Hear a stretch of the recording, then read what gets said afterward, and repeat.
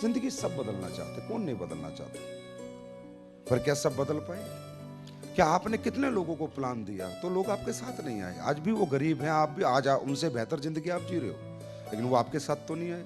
वो आपको 10-15 हजार रुपए भी नहीं दे पाए, लेकिन बदलना तो चाहते थे। तो आपके साथ आने के लिए व्यक्ति मना क्यों करता है? कभी सोचा आपने?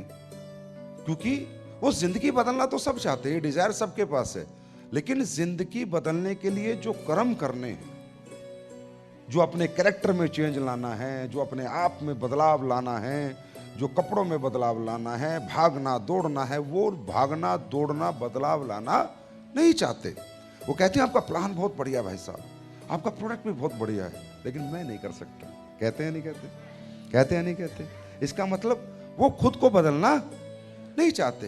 तो जिंदगी बदलने का सपना तो दुनिया के हर व्यक्ति के पास है, लेकिन वो खुद को बदलना नहीं चाहता। और जो खुद को बदलना नहीं चाहता उसकी जिंदगी कभी नहीं बदलती।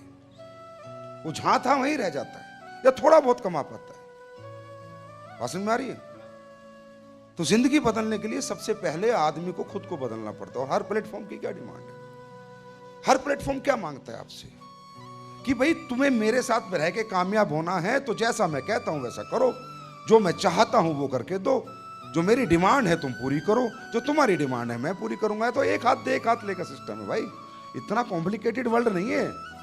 हर प्लेटफॉर्म की अपनी कुछ वैल्यूज हैं, अपने कुछ डिमांड्स हैं, अपनी कुछ एजुकेशन है, अपने कुछ डिसिप्लिन है। अगर आप आर्मी में नौकरी करने गए और आपने आर्मी में नौकरी करते समय बोला जी मैं गोली नहीं चलाऊंगा, तो आर्मी तो आपको नहीं रखेगी ना, आपको बाहर कर देगी।